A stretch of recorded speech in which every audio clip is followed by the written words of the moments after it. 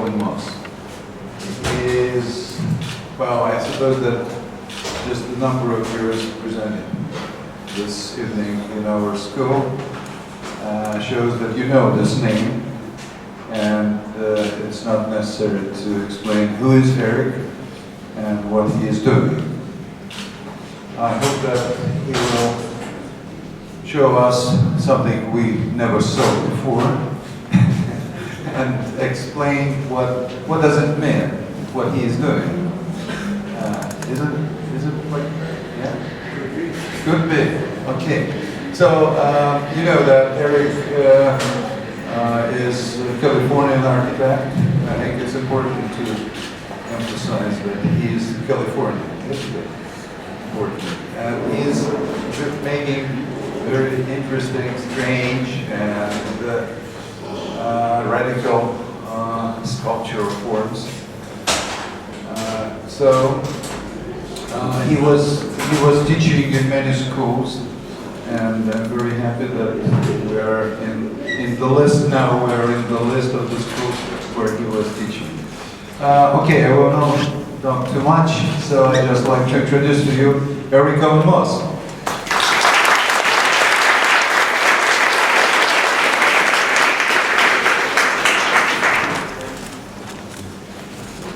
Good afternoon. Nice to be here. A lot of people are smiling. So this is a good sign, and I think a sign of optimism. So be optimistic. I don't know your school well. I just began to hear a little bit about it.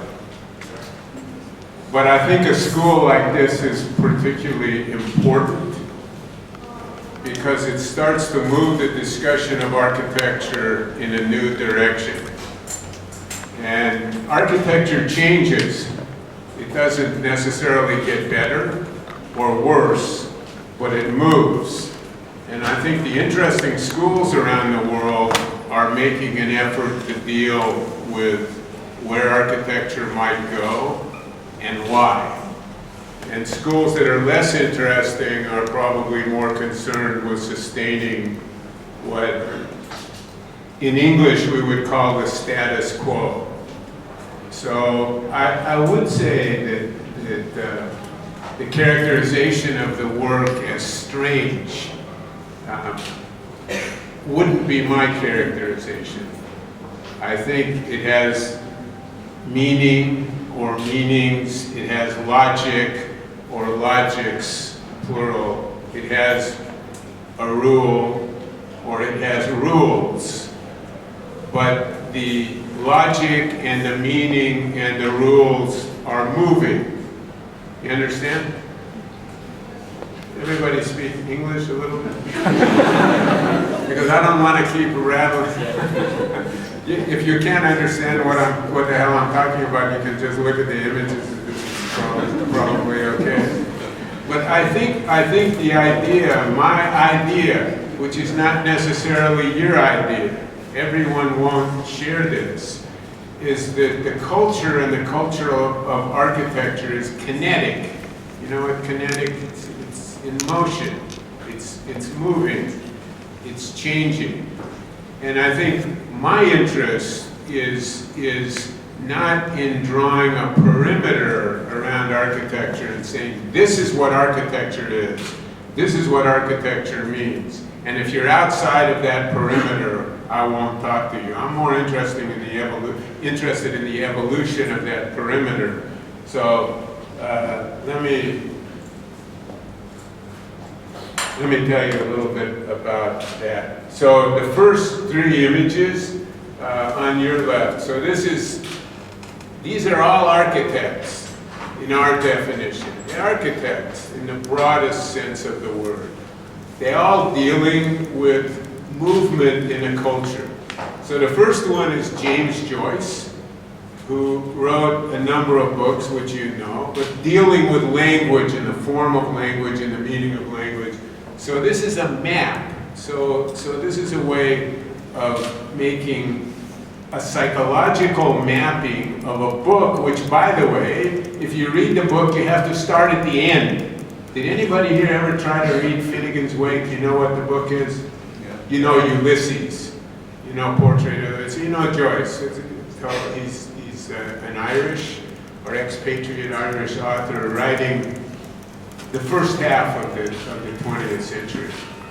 It's still some of the most unusual. This, by the way, in terms of the development of new ideas, doesn't necessarily mean that what happened today is more innovative than what happened 10 years ago. So it depends on the word. But anyway, this is Joyce with a psychological mapping of the meaning or meanings in a book. So it's visual, it's psychological, it's historical in a certain way. Language, in the meaning of language. The second one is John Cage. You know John Cage? Who's roughly speaking a contemporary composer who did a lot of experimental music by developing the notation of music in terms of what it looked like. Not an auditory function only, but a visual function, so both. So that contemporary music all of a sudden was defined not in terms of what you would hear only, but in terms of what you would see. There was, of course, an argument that the only people who saw it were the musicians who were playing it, and not the audience. It's difficult music, it's complicated music, but it's fascinating theoretically just because of the imposition of a visual side looking at notation and developing in terms of what it looked like, not only in terms of the auditory function. And the last one is Giuseppe Turani, whose name you may know. He's a radical, let's say, a modernist Italian architect working for Mussolini, among others, who built a project called the Danteum. You know the Danteum, so you know Dante and the Divine Comedy and all of that.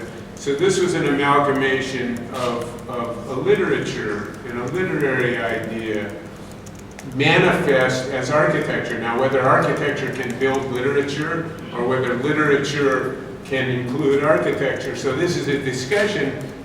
But the reason for showing these examples is just to illustrate, and there are many, many examples, the limitless perimeter of ideas in the arts and in culture as we, all of us, or maybe some of us, or maybe a few of us, move and start to differentiate the meanings of architecture.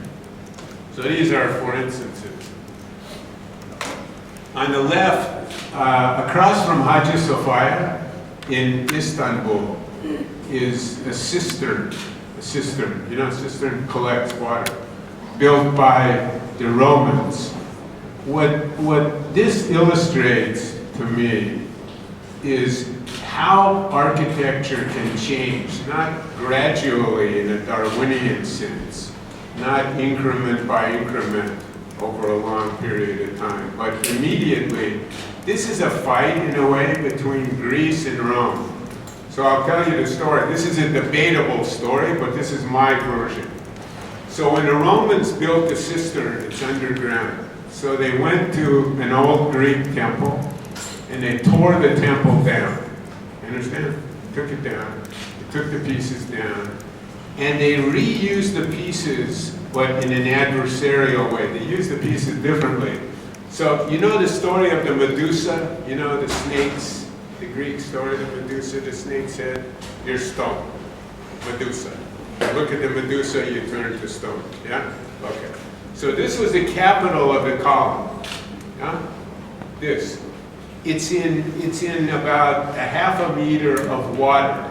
So they took the capital of the column, they took it down, they flipped it upside down, they put it in the water and put columns on top of it. So to me, this kind of irreverence and wanton destruction in order to facilitate new construction.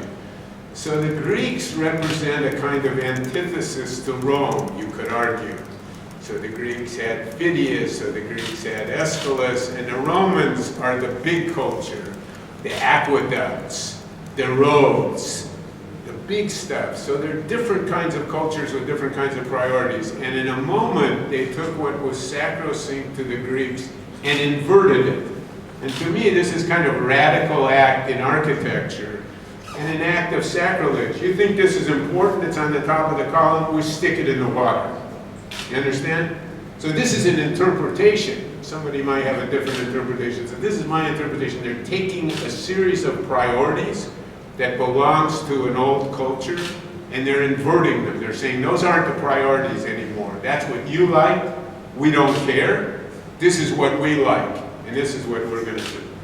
So architecture can change, and it can change in a radical way, and it can change in a confrontational way. I don't like what you're doing. I'm going to do it differently for these reasons. So it's not always friendly. Sometimes it's confrontational. You know who this is? Anybody know? Cervantes. This is Don Quixote. So you know the story of Don Quixote in a windmill, or no? Don Quixote in a windmill. So Don Quixote has a friend, a colleague. His name is Sancho.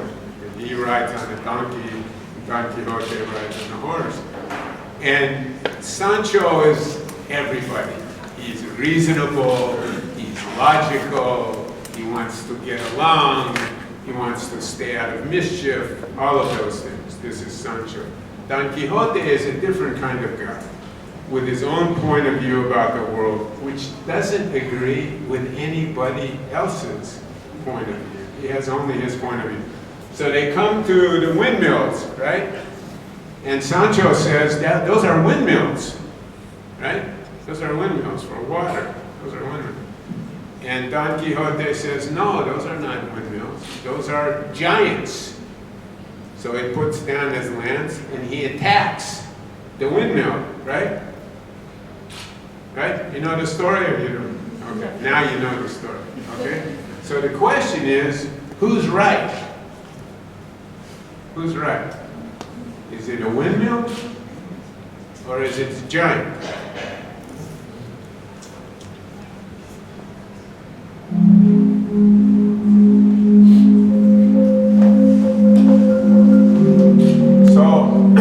My father was a poet, among other things, and I used to watch him work. You could look up here, but I used to watch him work, and when he wasn't writing, he was making lists. And making lists of words and the interrelationship of words, do they rhyme, so on and so on. And a few years ago, doing lectures, I started to make my own list. And these are pieces of things that we make in the office.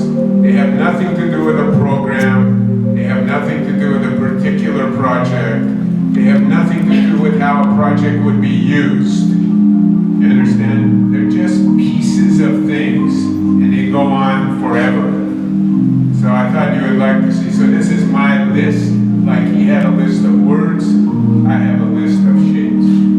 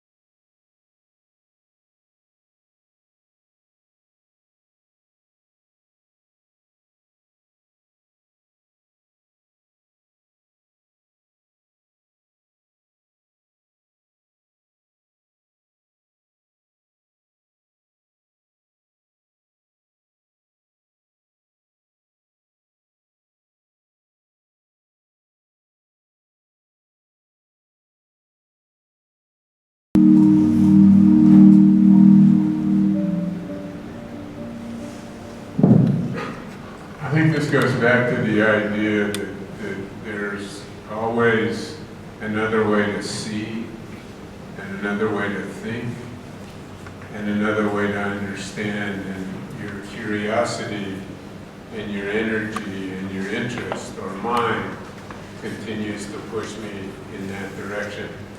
There's one other list that I want to share with you, the next one, which has to do, these are now buildings over a period of about 20 years. And one argument for an architect is that you really only build one building and it just keeps going forever. So one way to look at this is it's just one building. The other way, which is also possible, is that you never build buildings per se. You only build pieces of things, and all the pieces are additive, and they just keep going. So either way, these are all built projects, portions of built projects over a period of about, I don't know, the last 15, maybe 20 years.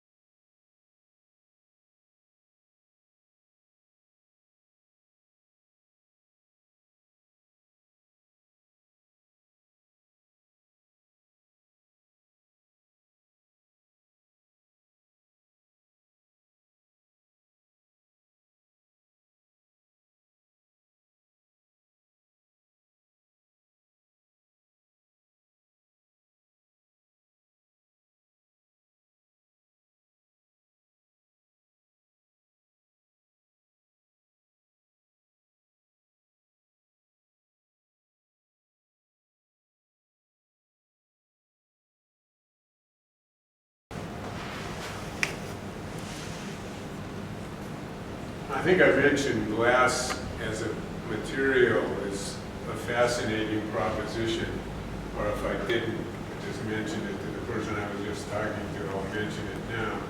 Because among other things, it's there and it isn't. And the contradiction and possibilities, not that it's either this or it's that, but that it's both of those, is of particular interest to me. This happens to be a sample of a bent piece of glass for a project that we did about 12 years ago for the Los Angeles Philharmonic. But I think it's symptomatic of an argument that I would make about what I would call radical architecture, that it has at least two requirements. One is an idea, concept, content. That counts. If you don't have that, you don't get there. The other is the capacity to invent a way to implement the concept so that the need for an idea and the need for a means to implement the idea, both in terms of inventive requirements, are essential in my mind to radical architecture. It's funny, some of you know Frank's work, Frank Gehry's work, and we were having a debate in LA the other day about this, and I said, you have to have two things. And then what he said is interesting. You have to have two things. You have to have the idea, you have to have the means. And he said the third thing, you know what the third thing is? You have to have the political means to get it built. Also, otherwise. So this is the Neva River, about 2001 in St. Petersburg. And I just go through a series of projects very quickly, they're complicated projects, just to give you an idea of work, that competitions and so on that we've been involved in around the world in the last 10 years or so. And I started with this one in St. Petersburg, which was a competition for the new Mirinsky. And I have to say, the breaking up of the ice and the refreezing of the ice as an aspect, not only of Russia or St. Petersburg, but the Russian winter, which isn't like a weather report. And this was always a discussion. Can somebody who lives in California understand what it means to live in the Russian winter? This was a discussion, and an interesting discussion. So there were two projects. One was called the Ice Cube, and one was called the Iceberg. These were names that didn't necessarily originate with us, but we picked them up. And the Ice Cube was the... So this is New Holland, and the origin of New Holland is obvious. So they always, for me, quite interesting, and I think for everyone fascinating, the relationship of Russia to itself, Russia to the West in a positive way, Russia to the West in an adversarial way. So this seems to be part of a very complicated and sophisticated country, which I'm not going to try to explain. I don't know that anybody has. But anyway, the idea of New Holland and the canals belong to that area. Anyway, we, among other things, proposed a theater for the Kirov, or what you call the Mirinsky, or the new Mirinsky, which was this piece here, and which was this a theater enclosed. And this is a very old animation, but this is what we, and the first time the competition was run for New Holland and for the Mirinsky, we won that one. And they did it again, I'll show you a couple versions of it. But it's fascinating. I don't know if you're supporters of ballet, but I walked in last night to my room in the hotel, and the big picture of a ballerina, a principal ballerina in the Bolshoi, in the room. So this seems to be a very essential part of the culture, at least as the way the hotel presents it to guests.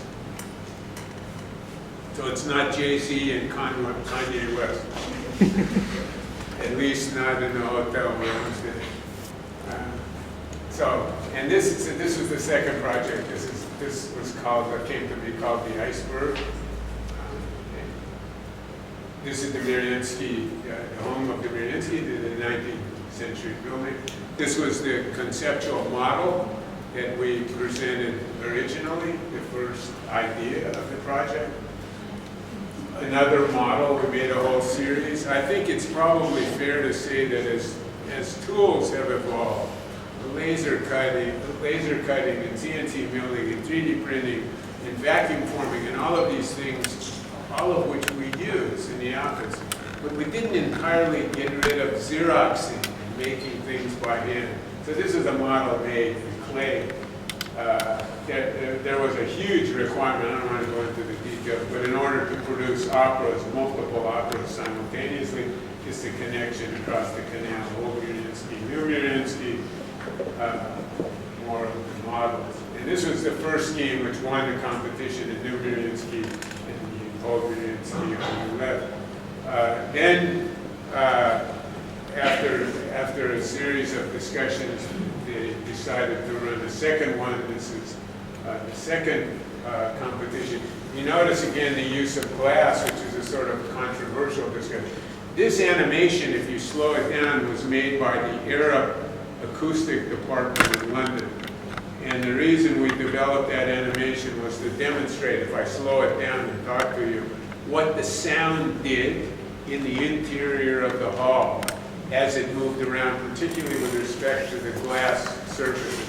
It turns out this hall was symmetrical. The first hall was asymmetrical, which represents very different problems. And this is the second scheme.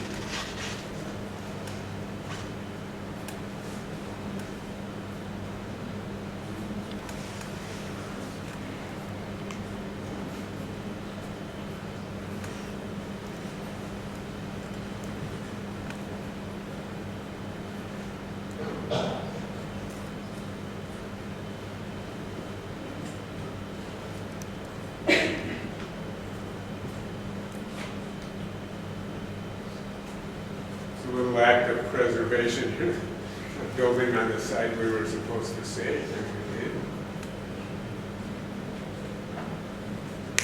This is a competition we won in New York. And again, if you remember the Roman cistern and the argument, old and new and radical change, that this is the existing building, obviously this is a new portion. So many of these projects deal with some kind of conceptual amalgamation between an existing condition and a new condition, which in a sense is always what architecture is about. Something always precedes you, something will follow you. And the building was called the New York City building, at a site for the World's Fair. World's Fair 1936, 1964. And a historic building, by the way. It was being turned into a museum, which was the site of the competition.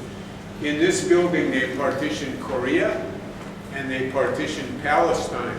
So you could make an argument that the history until now, I mean, it's still arguing about these things, obviously, and not very productively. Those decisions were made in this building. And this is the site, and the original building, the division of the building, the imposition of the glass structure, what we call the glass drape. Another piece that you often see in the work that we do, which is to dig it into the ground, to make it belong to the site. So an act of excavation. This was the winning scheme. This is another one in Washington, D.C. This is a 19th century building called the Smithsonian Institute, which is a kind of, they save and protect American paraphernalia, art, inventions, and so on. And the building originally was the site of an exhibition hall for early American inventions, so electric light and Thomas Edison, Alexander Graham Bell. And the project was to put a roof over the space, a little more than 100 meters in this direction, about 30 in this direction, and they called it Democracy's Room. So this was an invited international competition. I want to say we won. They told us we won, and they told us we didn't. I think that this is, if you go back to the Joyce discussion, or the Cage discussion, the Tarani discussion, the interrelationship of elements that belong to many forms of art. This is a painter by the name of Seurat, who is a late 19th century French painter. Maybe you know his work, who painted very conservative subjects, right? Like the famous one on the bank of the Seine. But he painted them with this technique, you know, the technique with the little dots, you know, dots. So this was an advance, theoretically, of a means to paint. And what we did is just to say, okay, you see these dots? These are the dots.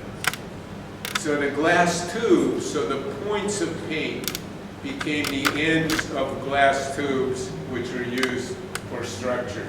So this is, in the end, I think that they decided we didn't win. Not to get into the politics, as this is not interesting to anybody except, you know, your girlfriend, your wife, and your mom.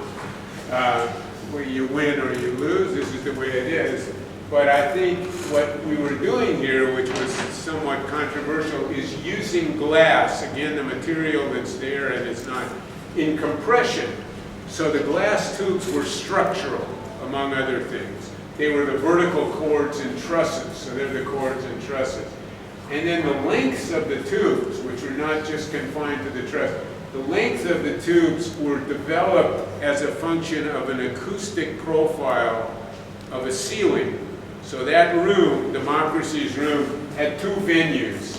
One here, stage, one here, stage. All that took place in the same space. And the profile of the ceiling, the length of the tube, is a function of the movement of sound through the space. Whoops. So this is a drawing of that. And the tubes are about 1 meter in diameter. They're laminated glass. They're anywhere from 4 to 7 meters in length. We're actually doing a building like this now in LA. I think to prove, we went to a client, we showed the client the Smithsonian, says this can't be done. And so we're doing it now. But this is a few years ago, and it looked like it was difficult. So this is the roof of the building, and so on. This is an invited competition in Mexico for the National Library in Northwest Mexico City on an industrial site. And what you often see in these projects is a sequence of arguments. In other words, here's the project, here's the solution. How did we go from here to here? We did this, we did this, we did this, we did this, we did this, we did this. Get it? So it's not necessarily the case that it's done that way, that it's developed that way, but it can be argued that way. And if you have a certain kind of audience or a certain kind of client, so you don't stand up and make a model which is on, but you say, develop as a system of argument or logic. This is what we did, this is why we did it. How can you argue, right? Sometimes. So you have a boulevard of street, a primary street running through the project. You have secondary streets. You have an acoustic development, a landform which protects the library area from the train area, the program, a series of courtyards, and then the rolling up of the front building in order to make a plaza that the library shares with the train. No problem. So this is the model, another model. And as we develop this, and again, these projects have all sorts of components. We're neglecting most of them in this discussion. But the courtyards, there are 4 courtyards that belong to particular uses. They belong to particular seasons. So the shapes of the courtyard walls are contingent on the movement of the sun, which is obviously different on March 21st and June 21st and September 21st and December 21st. So as the sun moves, the shapes of the courtyards change, and that's reflected in the architecture. This also is part of, this is the element in the front that makes the plaza, where a lot of the media and screening and visual production of information had to do with a discussion about what's a library. So there was a time everyone knew what a library was. It's a row of books. Now it's something quite different, although it includes rows of books. So we got into this discussion about the production of information in groups and visually and so on, and this was the final project.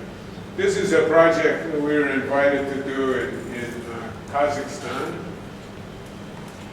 And I mean, you can read all of this. So this is the program. It's a mix, what they call a mixed-use program, housing, hotel, retail, office, public space, all of that in a single very big building. This Kazakhstan area, some of you know, and that part of the world is prone to earthquake. So we developed a system with a spring. So we thought, okay, the earth moves, the spring is going to respond to that. So this is the area. This is called Republic Square. Mountains beyond in Almaty in Kazakhstan. And these are the steps in the sequence. So, like the Mexico City project, we're opening holes, so the buildings have a series of holes. The holes are configured differently as a function of the season, so the space is perforated. And you can see how it starts to evolve and becomes a kind of hybrid. So starting with one piece and another piece, and the interrelation of those two pieces making this. And then the form of the spiral dealing with earthquake also starts to transform.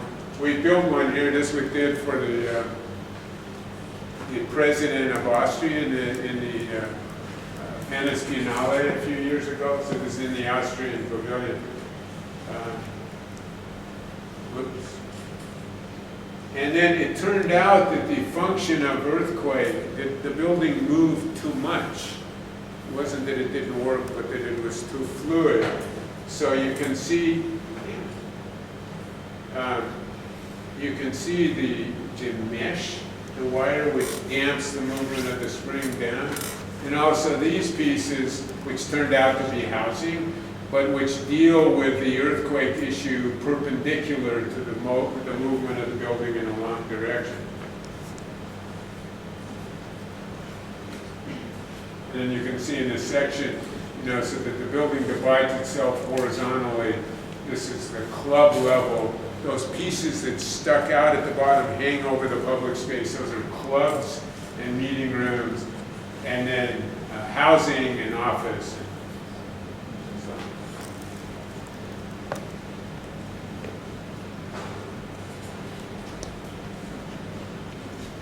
This is a competition in a city, a Russian city called Perm on the Kama River, with the bridge going here, and they're remaking the center of the city. And we dealt with this in a different way, essentially making two pieces that were identical, and then developing the relationship so that although the parts will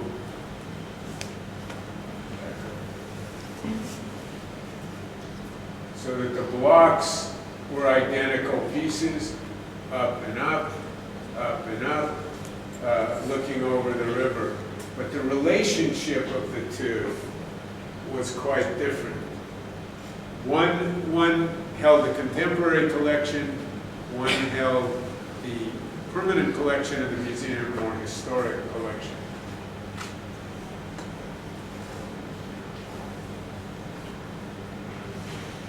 This is sandstone. And this is one we did, I don't know, this must be 06, 07, in Guangdong province, Guangzhou, with the Opera House and the museum. So we were competing in this case for the museum. And there is, in these projects, very often a strong urban interest, urban component. So this is Guangzhou, high-rise after high-rise after high-rise, moving down to the Pearl River. And we said, okay, you have to stop that. No more commercial buildings. So we're going to block it. So this is a kind of cultural interrupter of the commercial development. So this is what we proposed. And what was built wasn't so different from that. So commerce ends, opera and art begin, and then down to the river.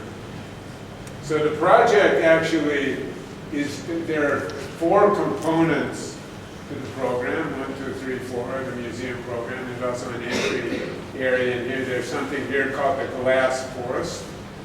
And then there are internal pieces in these blocks that have to be enclosed. No light. So to be simple about it, light, no light. Light, no light. No light, light. These are the pieces that can take light. Study model.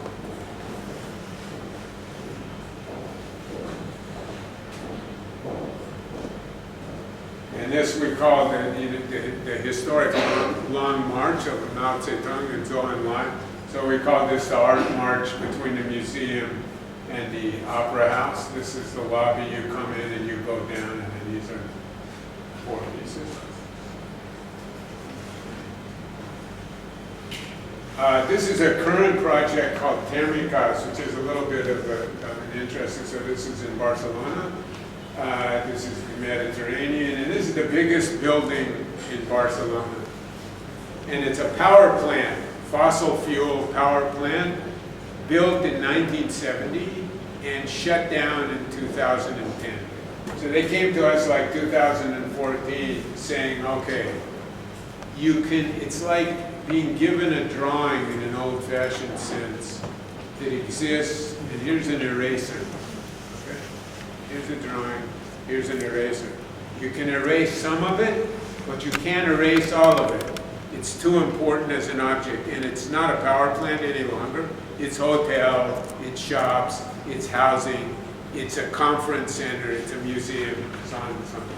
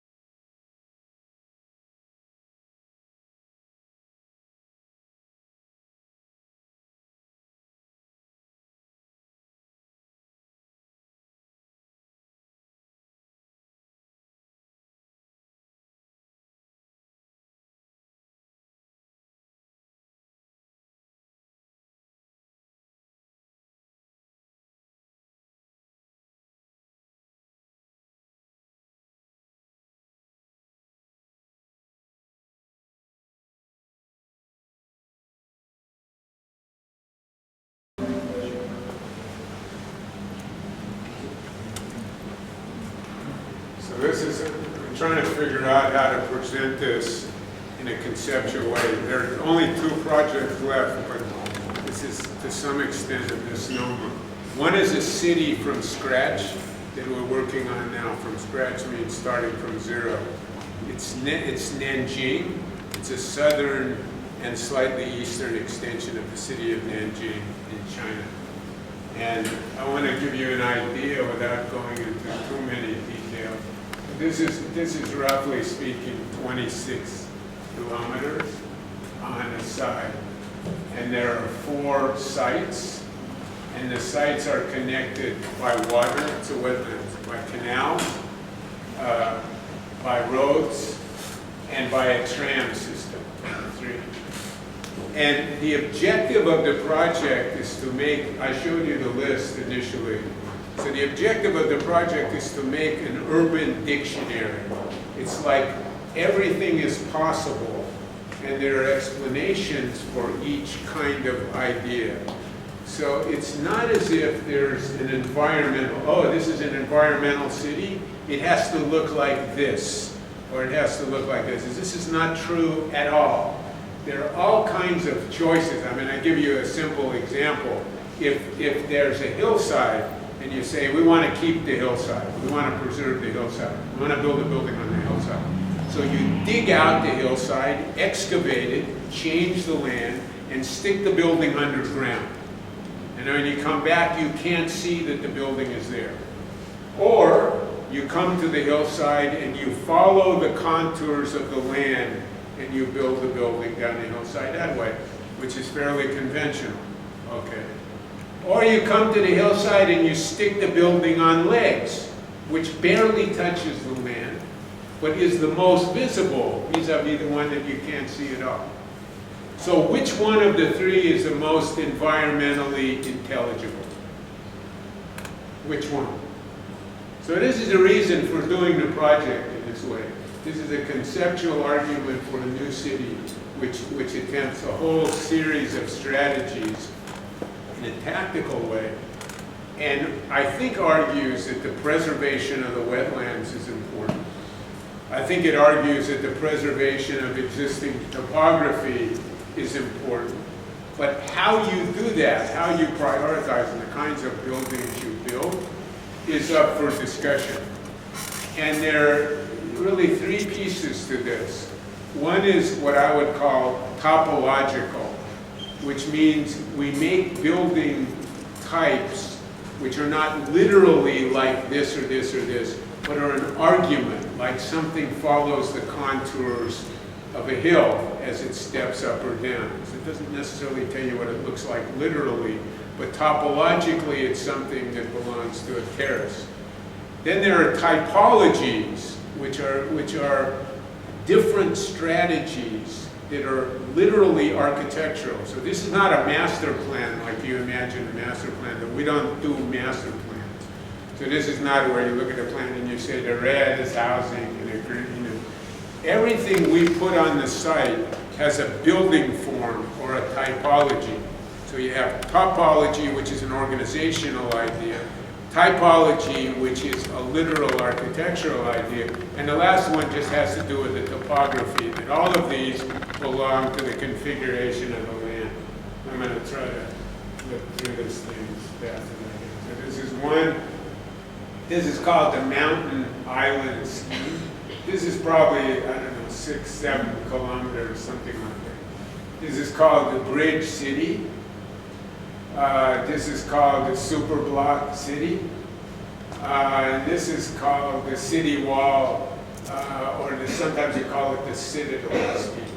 So they're by intention somewhat different sites using very different tools to deal with the question of what this new city will be. So the mountain, the islands, the bridge, the super block, and the city. And so I'm not going to go through all of these, but this gives you an idea of different. They're like archetypes or typologies, what I call typologies. Certain ways of dealing. This comes down the hill. This is the form of an island. This is an excavation into the side of a mountain. It happens to be a concert hall. And you can see the manifestations of these. So each one of these was developed, each one of these was discussed pursuant to very different conditions all over. It's a big, complicated project. So I just try to give you an idea. So mountain, island, and you can see that in this case, the typology steps with the hill, but even here, this is a building type which is different than this building type. This happens to be the tram station, excavated in the hill, flying over the hill, cut into the hill. There's actually a dam up here too for collecting water. So the point is not to say we know how to do it and this is the way you do it. Because this to this to this are all very different ways of building a building in that way. So this is the bridge city. And issues of building in the water, over the water, on the water, different ways of, and you can see what we did here. So the tram goes through, the automobiles come through, and one of the interesting aspects of this is that there's no infrastructure in this city. It's not like the freeways over here, the trains over there, the rivers over there. They're always together. There's no single meaning to any element of building. You don't get to say it's the freeway and that's it. Okay? So in a way, this is the tram, the freeway. There's also housing. There's also commercial, all of that. So it's an integration of multiple building types with the infrastructure. So the infrastructure is the building is the infrastructure. And then these rotated tower types have turbines. There's a lot of wind, so the turbines on the top have produce electrical energy. And then this is the superblock. And again, there's a highway that goes through here. Oh, this is the highway. There's a park over the highway. Very high density, medium density, low density, rural. So in that superblock, you have every kind of density from the highest density to virtually a rural condition when you get out into the landscape.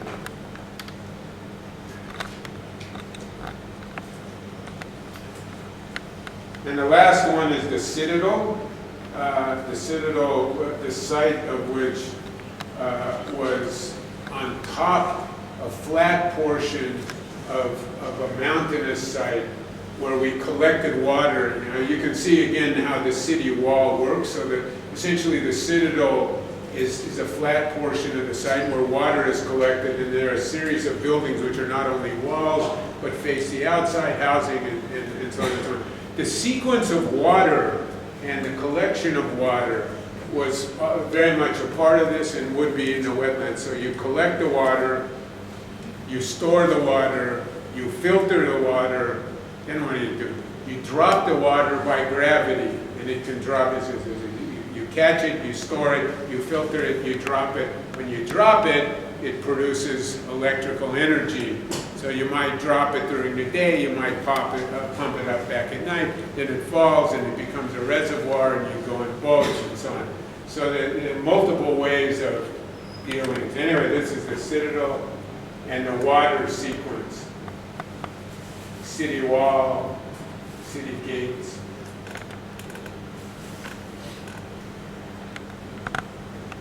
So this is the second making of a city which didn't, this is in the central portion of Los Angeles and an area called Culver City, which is like a suburb. You know, LA is not one city. How many of you have been to Los Angeles? Yeah. So, yeah. Yeah, okay. So you can confirm that I'm lying. So Los Angeles is Beverly Hills and Santa Monica and Culver City and Burbank and West Hollywood. In other words, it's in some ways a number of little towns shoved together, and somehow where the towns aren't is Los Angeles, with a huge horizontal area. And we've been working in that, in a portion of that area for almost 20 years, off and on, over 20 years. So I'll share some of those issues with you. This is something running through here called the LA River, which is a hunk of concrete, basically. It's encased in concrete, and the river runs through there. On this side of the river, this is Los Angeles. This area here is called Culver City, which is just a small civic jurisdiction. For our purposes, in a sense, it all runs together. When you drive through there, you don't say, oh, I'm Culver City and Los Angeles. They appear very much the same. So this is that river, this is the Los Angeles side, and the Culver City side. There are actually several Culver City sides. So this is a building that we built. This is the infrastructure argument. That the building is the infrastructure is a building, not that they're separate. So in a sense, this is a freeway. It's not really a freeway, it's about 110 meters long, but it's the idea. So it's an air rights building. So it's built in the air. This is like 95, 96. It's built in the air over a road that you drive through. And it's occupied by a company called Sinyan Kodak. This is a pretty tough area and a nondescript area, which is now changing in a very significant way. So this project, this is the original building. This is a new building. This was an existing building. This is an existing building. This is a building, so now this is the next stage of the project. The owner bought that project, and there are a series of steps. These are about 1,000 square meters each, and they're pods really for startup companies. And then that building is enlarged.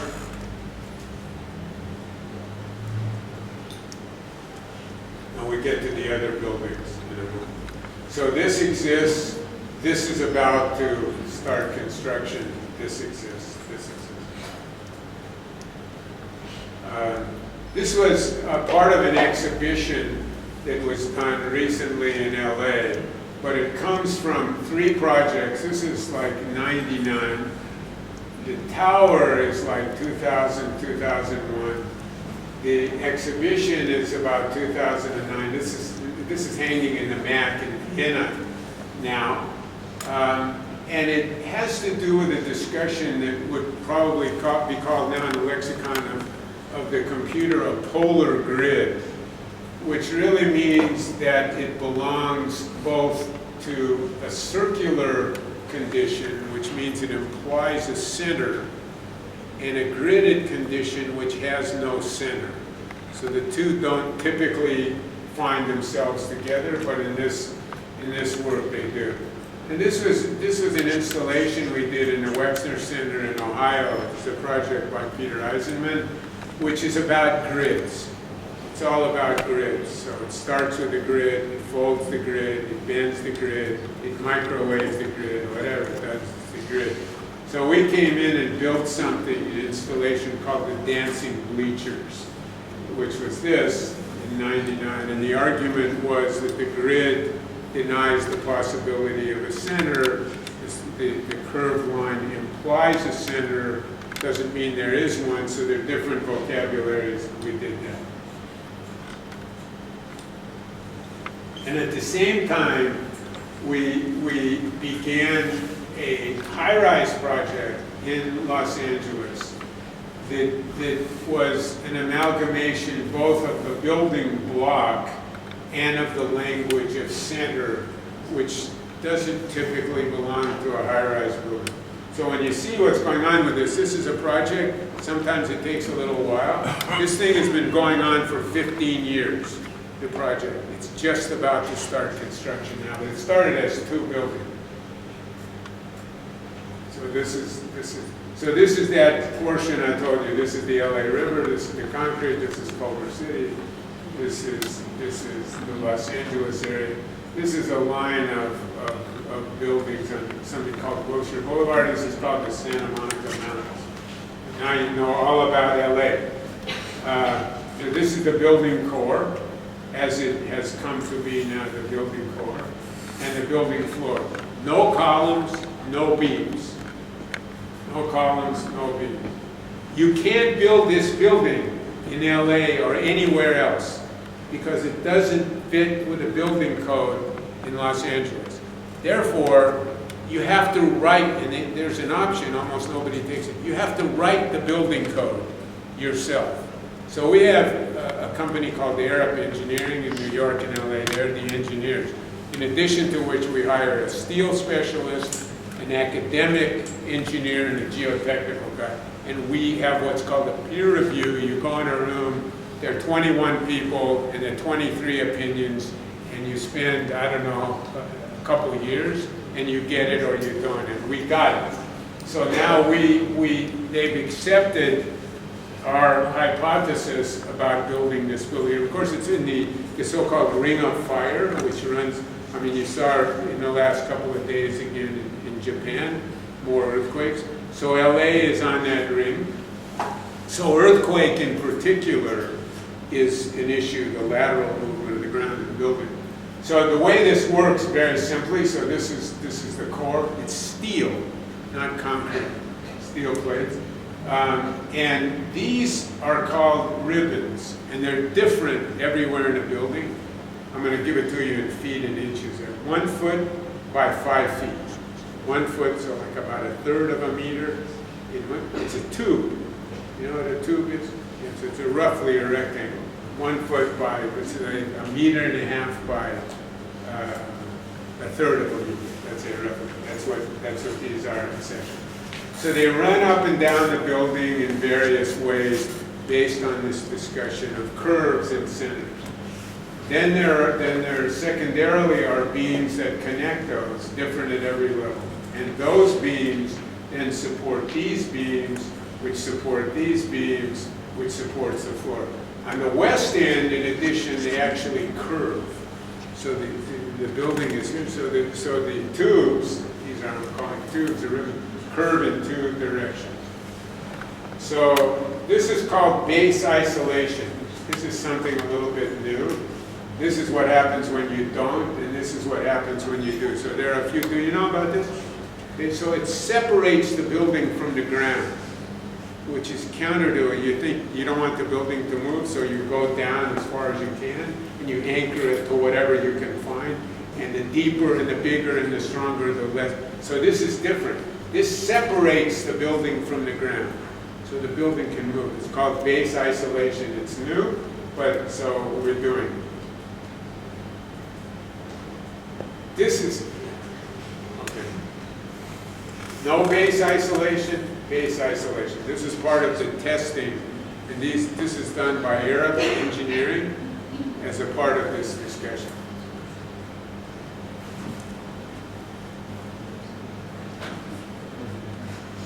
And then these are the models.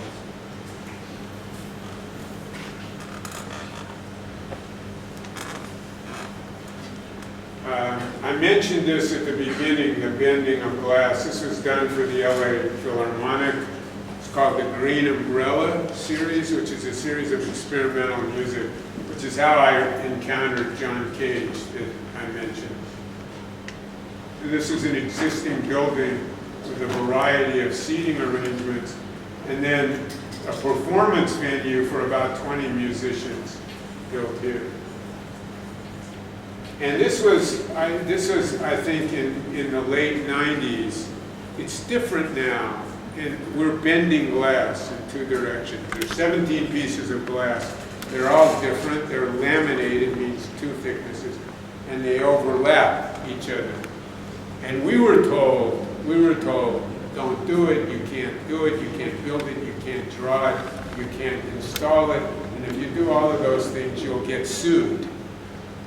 It'll break and it'll leak. And guess what happened? Every one of those things happened, actually. But we built it and it's up. So ultimately we figured out how to do it. The reason I say the timing is important is if you make this today, you can go in a catalog and do this. You can go in a catalog and you can figure out a way. There are products that you can bend. You can bend I think at the time we did it, as far as I know, it hadn't been done, so it was a more experimental process. So the only thing I'm saying is in the sequence of time, if you're doing it when it's not understood, to me, that's the time you want to do it, but that's also the time which is more problematic and more risk-related. So these are all kinds of things that were tried. None of them worked, but ultimately it was done.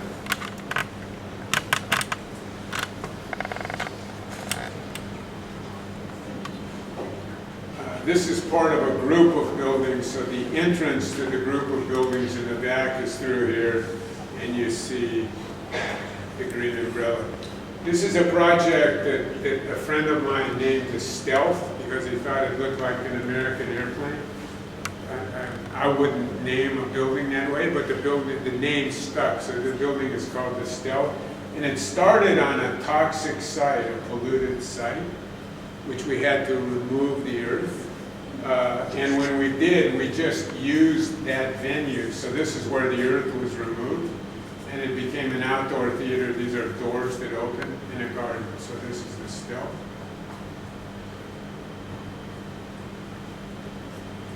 It changes shape as you move through it. So the shape is always different from one end to the other. Different shape, different shape.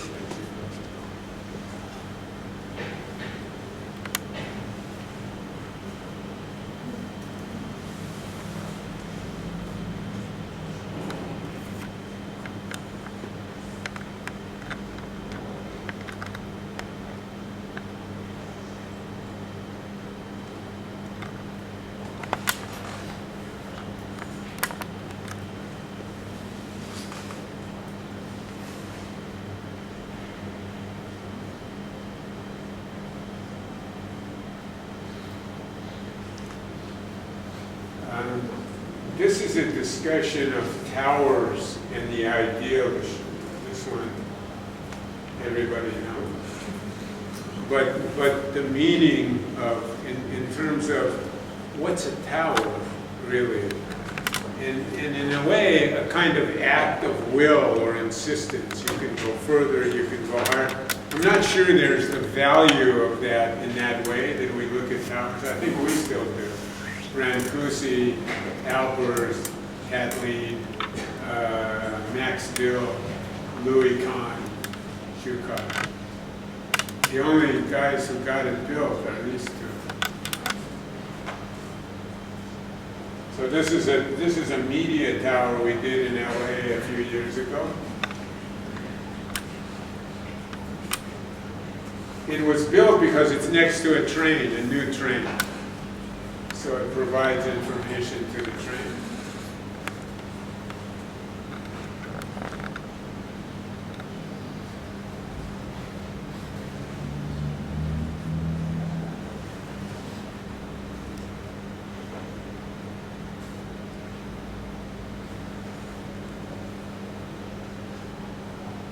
There's the tower again I mentioned when we were talking about the Queen's Museum.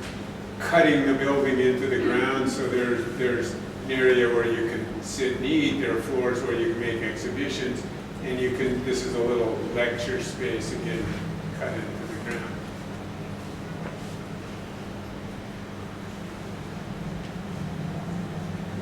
And this is another one that we're working on at the moment, which has no operational meaning really. I mean, it has a few offices. It has a restaurant in Weihai, in China. Just an icon for Weihai. What they're doing is they're remaking the coast and making a kind of resort town, Weihai, and this is an icon for that. And then this project also, again, a tower typology, which originated as this model, broken down into horizontal components and then vertical components, and then the admixture of the two. And the proximity of the louvers is a function of the steepness of the curve. So as the curve got more steep, the louvers horizontally get closer together. And then in between the louvers are glass. Next to that, so this is this tower, the same tower, an existing frame, same plan dimension, same height, different solution. So really the project is not one tower or the other, it's the juxtaposition of the two.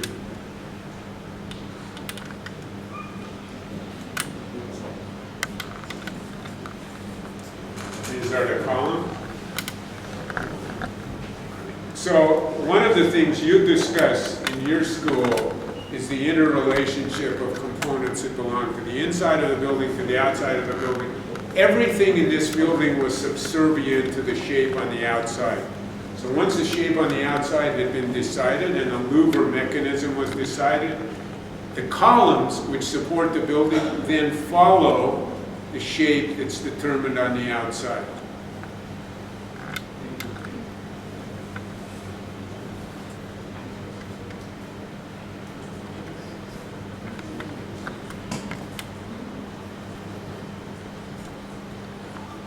Not quite done. It's becoming now a restaurant.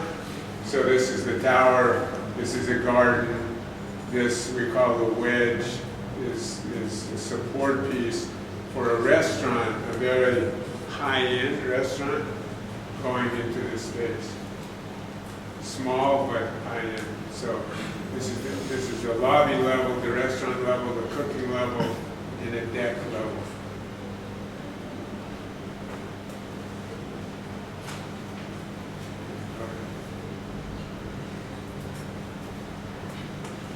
And this is, I think, a final project, which was intended to be one project, but wound up as two, at least over time. So I built a garage, it holds about 800 cars, and anticipated a two-story building on the top. And the columns were run up from the structure of the garage. The column structure of the office building belongs to the column structure of the garage. And this sat this way for 10 years. They didn't build the second piece of the project. And then they did. And this was the original scheme with the garage. The garage is this piece, up ramps, down ramps, pulled to the outside. Very simple, very inexpensive. And then a series of program blocks. The lower level is all open. The upper level more enclosed office spaces, conference spaces, and so on. So the columns coming up from the garage, the frames running perpendicular, glazing system which faces the north, roofing system which is a product called Grind Zinc, floor plans.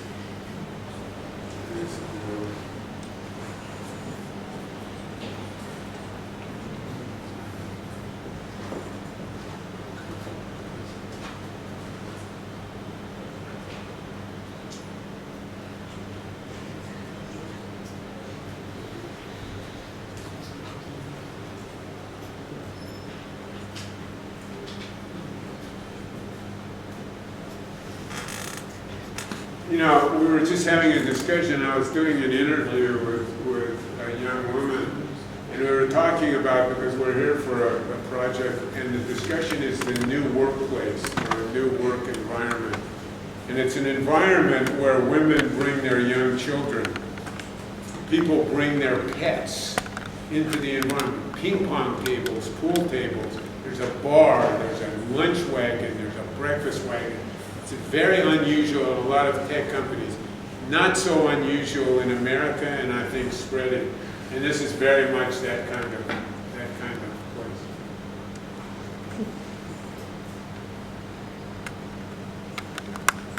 This is a film. It's a YouTube. We just found it the other day. That's this badass new building that you're all admiring. Made by the company that rented the space.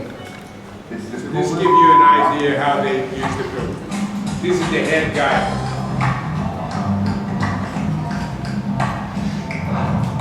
Here, we have everything we need to be awesome. Nourishing sunlight, abundant space, and peace of quiet. We also have many chairs. And one chair named Don. I'm Don. We've got some rooms that really mean business. Grand challenges, creative solutions, commerce. And some where fun is mandatory.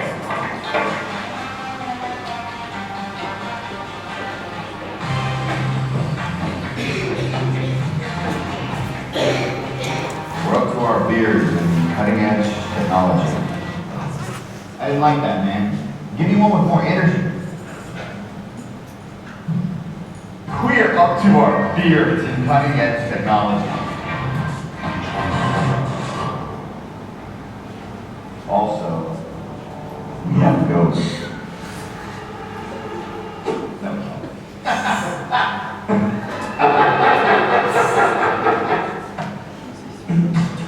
But, most importantly, here, we can really be ourselves. To the pterodactyl! Cheers!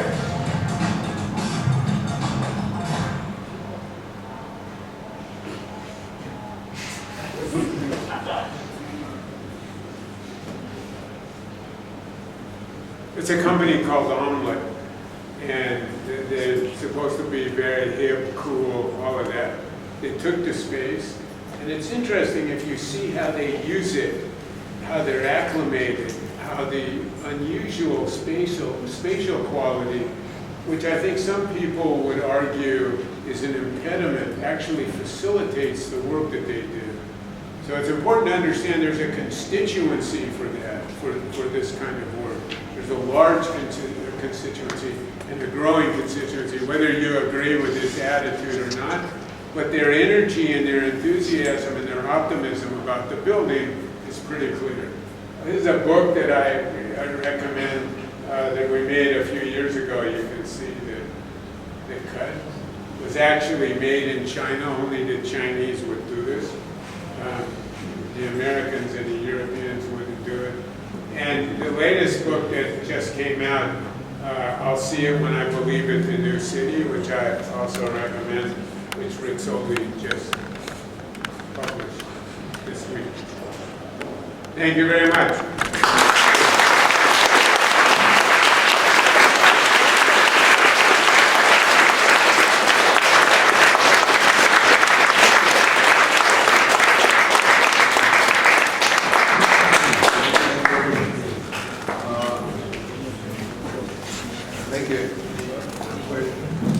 Thank you, Eric. If there are any questions, are you ready to answer?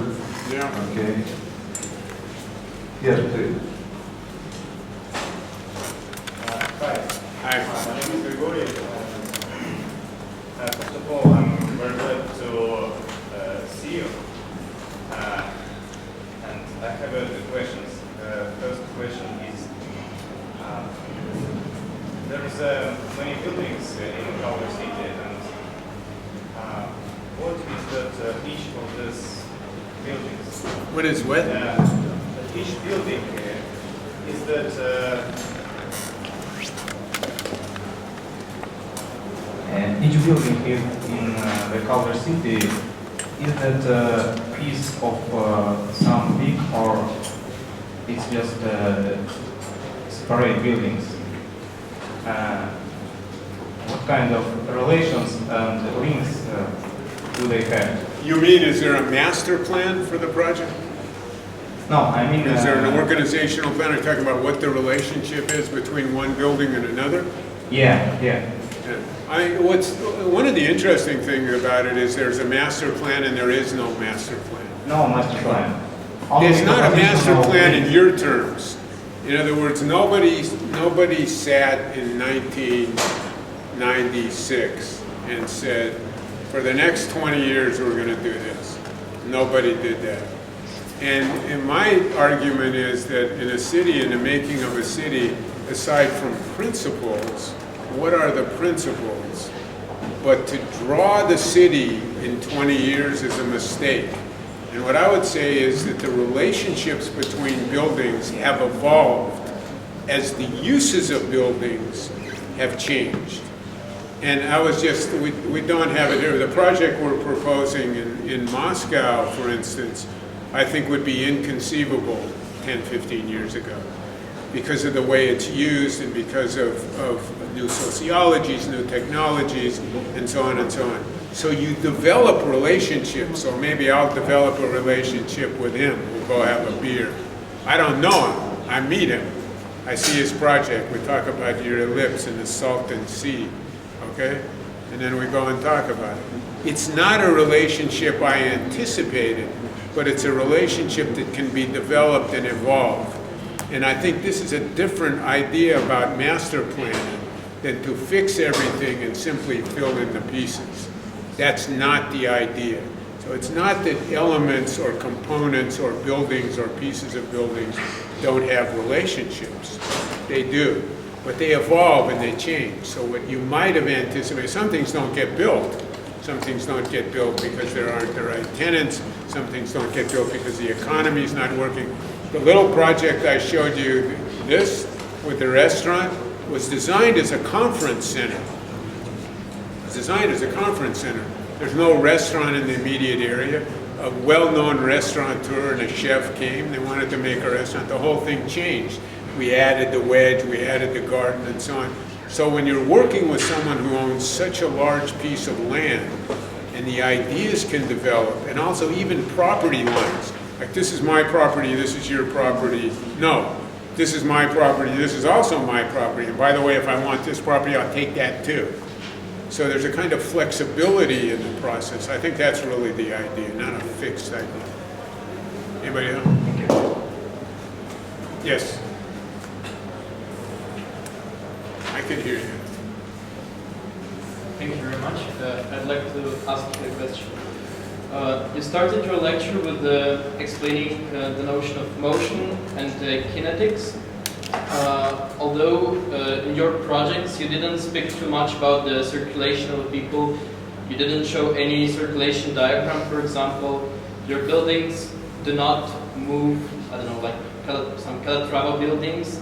Could you please explain? They don't move, you mean they're kinetic buildings? Yeah. Calder did that. You know Calder? Yeah, like... Calder's sculptures move, so Calder already did it. Or you can go to Disneyland and Magic Mountain, a lot of things move. Yes, but So, I think buildings don't do it. And can you please explain this notion of motion one more time, and maybe compare it with the notion of animate form, which is it comparable, or you have your personal attitude, you can critique the difference? Well, it may be the meaning.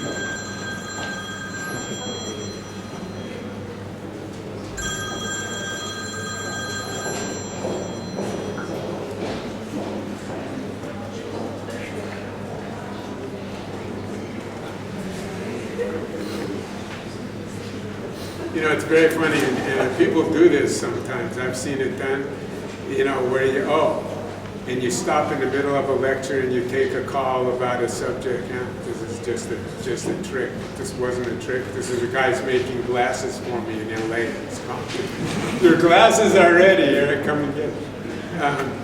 But I think the question of motion, you're being too literal about. It's not that the building should run around the block and go to another site. It's not that kind of motion. That's not the meaning. The conception of ideas moving means ideas change, means strategies change, mean the way of understanding a subject matter itself changes. So whether we're looking at Finnegan's Wake, which is clearly a different definition of writing a book than a conventional book, or John Cage, which is clearly a different definition of scoring and hearing music than conventional music, or Tarani and the Danteum and so on and so on. So this is meant to show that don't be wooden about these things, don't have allegiances to particular ideas. A particular allegiance or a particular idea at a particular time might be all right, but you have to have enough confidence in it to build it, and you have to be self-critical enough to see what its limitations are. So it moves on, it changes, it evolves, That doesn't mean that the building itself moves. I don't think I said anything like that. How you move through buildings, meaning how you understand them from the outside with what vantage point, is a different discussion. I didn't have much to say about that. There are a lot of things I didn't talk about. That's a different discussion. I mean, just to say one point about that, and not to keep everybody in here all night,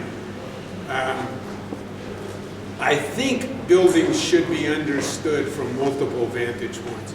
If you look at the Mirinsky project, one of the objectives was to set up in the lobby, for instance, in particular, a number of ways of seeing the space and moving through the space.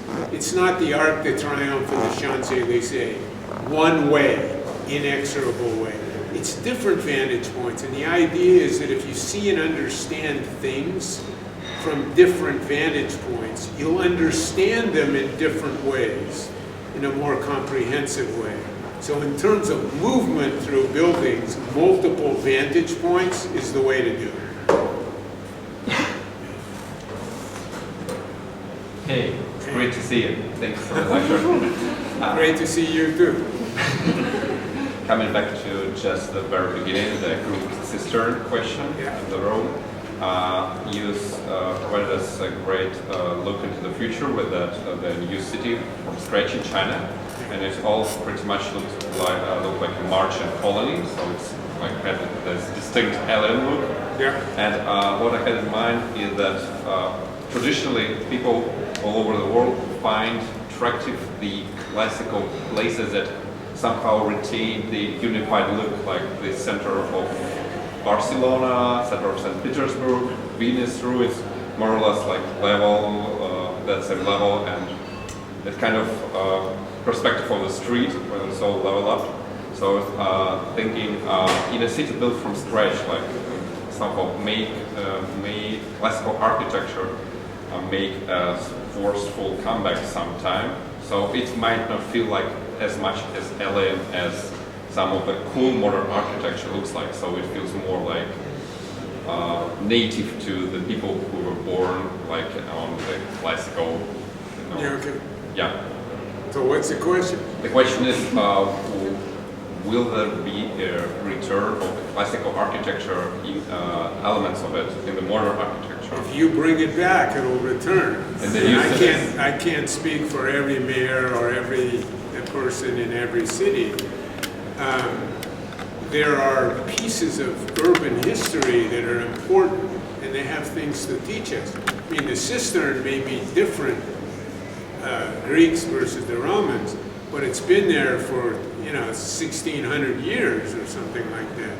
And we're talking about it in Moscow in 2016. So it matters to Istanbul, as does the building across the street, not just Sofia. So this is not an argument for no history, nor is it an argument that we can't learn. There may be a question of what exactly we learn. I don't think the lesson you can learn from history is to copy it and to repeat it. And there may be things that are the same in intention, but don't look the same. This is also an issue. What do you mean by copy? I mean, do you mean by copy literally replicate, or are there ideas or attitudes or something like that? But you can't insist on a history that doesn't exist. I mean, how much of Nanjing is built and in what time frame is a big issue, and it changes over time because people understand differently, use the land differently, have different commerce and manufacturing and religion and so on and so on. So nobody is saying make the city and the city is what the city always will be forever and ever. On the other hand, it's a city all at once, so it doesn't have a history. I mean, Nanjing has a really interesting history, especially in terms of Japan and China, which Japan won't talk about. It's another. Maybe you know about it, and maybe you don't. But it's a big subject in China, and it's a big subject in terms of the way the Japanese do so.